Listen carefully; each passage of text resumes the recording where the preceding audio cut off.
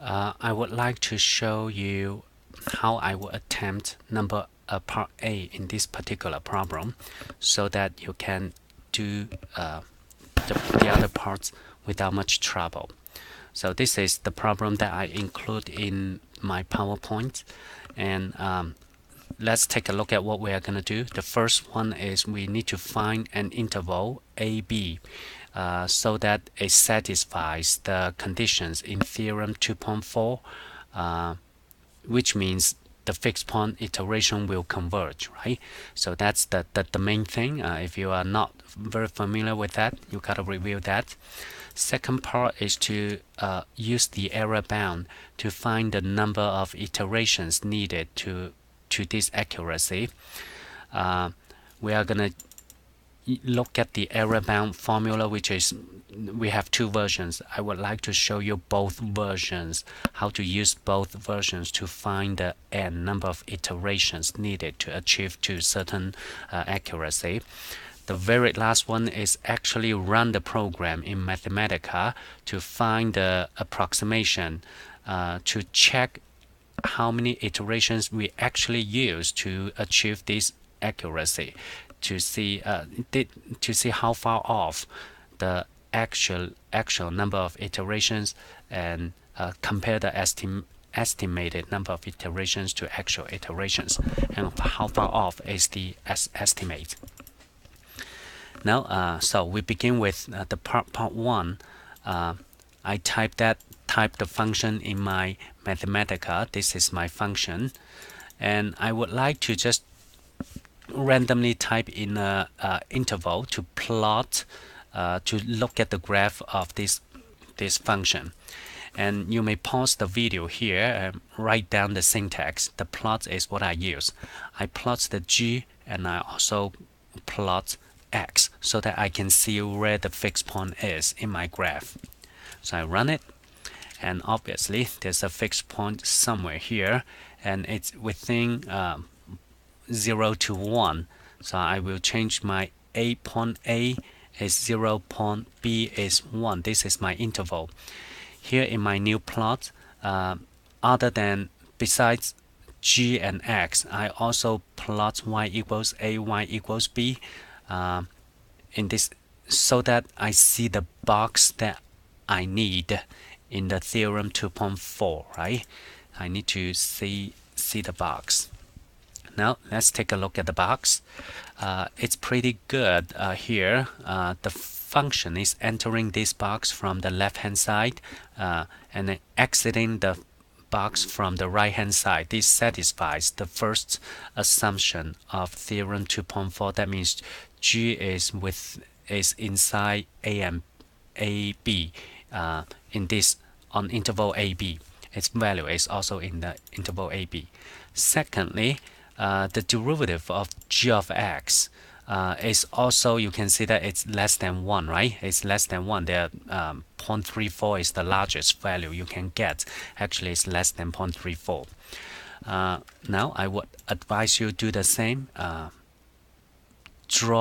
When you plot these four functions, the g, the x, and the a and b, and also plot the absolute value of g prime so that you can look at the g prime. And we now found the interval. The interval is 0 to 1, right? The interval is 0 to 1. And some of you different people will have different answer. For instance, some people may use 0 to 0.5 in this case. Does it still work? It still works. Take a look at 0 to 0.5. It's still entering from 0, exiting out from the right hand side, and its derivative is still less than 1. So it works. There may be more than one different answers here. So here, let me use, just for convenience purpose, maybe the smaller the interval, the better. So I'm going to use 0 to 0.5 as my first interval. Okay. So when I answer this question, I'll answer 0 to 0.5 will work. That's really from my graph. In this interval, g of x is inside this interval, right? And g prime of x is absolute value of g prime of x is also less than 1, and both are the conditions stated in theorem 2.4. Therefore, this fixed one method must converge. Now let's take a look at part B. We have two versions. Let me begin with the version number 1. Let me call this as version number 1.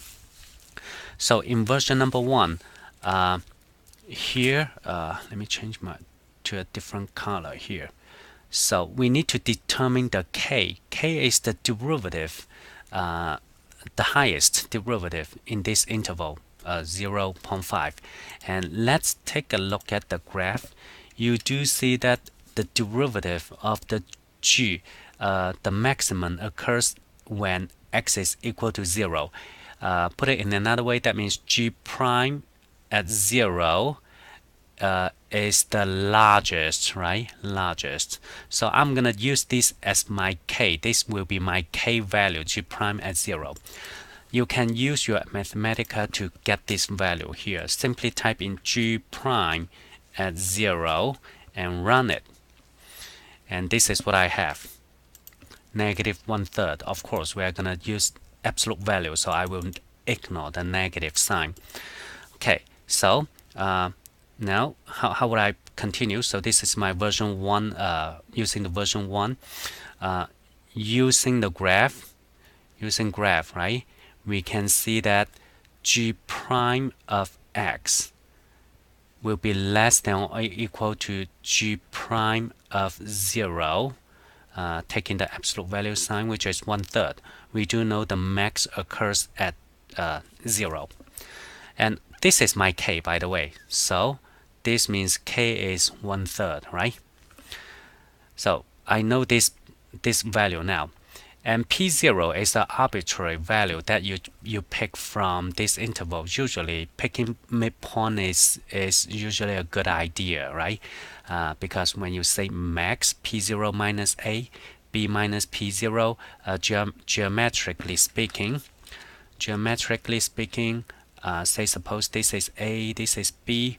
If you randomly pick a p0 somewhere here, max of these two is you are taking the larger distance among these two distance. You are taking the larger one. So when you pick the midpoint, they are equal, and you are making this the smallest. The max will be the smallest. So with that discussion, I'm gonna make my p0 be 0.25, which is simply the midpoint. And from the version 1, we do know that Pn minus P is less than or equal to K is 1/3 raised to power n.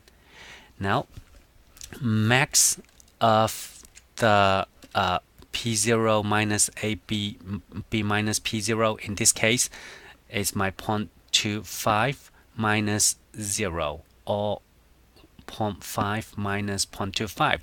They're the same, which is 0.25. Okay, so this part will be,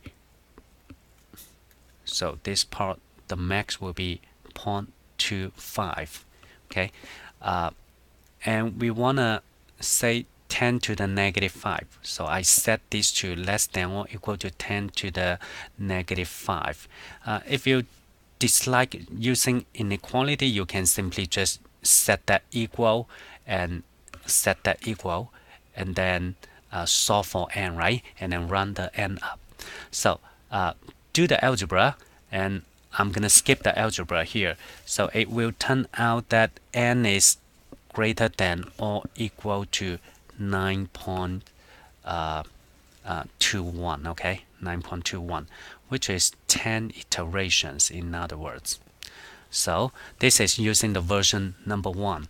I would like to show you how to use version number 2 as well. So version number 2. If you look at the version number 2, P0 is arbitrarily chosen, right? And P1 is not arbitrarily chosen. P1 depends on P0. You have to use this formula, plug in P0 to find the P1. Again, let's try P0 as 0 to 5. In other words, my P1 will be G of P0, right? So 0.25 is my P0. So I just do a quick calculation. This value is G of 0.25, so which is 0.2595, about 0.2595, which is my G1. So with that, I'm gonna write here using version 2. I pick P0 as 0.25, which is the midpoint, and P1, which is you certainly should know how to get to this P1, right? Simply plug in 0.25 into your G, and you get 0.259, about 0.2595, if you can remember. So with that, I can say Pm minus P is less than or equal to, if you can recall, K is 1/3, 1/3 to the n, 1 minus 1/3, and this is my P1 minus P0. P1 is my 0.2595 minus P0 is 0.25. And now you want to set the whole thing to 10 to the negative 5 because that's the accuracy we want to achieve, right? And finally, you just need to solve for n. So after some algebra, my n is equal to, again, you check the algebra, n is actually greater than, or n is about 6.6. You run up, right? So which means you run up, n is 7 steps. Now we have two results. 10 is from the first version, 7 is from the second version. Second version obviously is more accurate. Let's try to run the program using initial value 0.25, okay? 0.25, and I'm gonna run it, and I'm sorry, let's double check. Now I should make sure that my tolerance is 10 to the negative 5, which means 4 zeros in the front before 1, and now it is, and I'm gonna run, and you see that actually it is 7 steps, right? 7 steps. So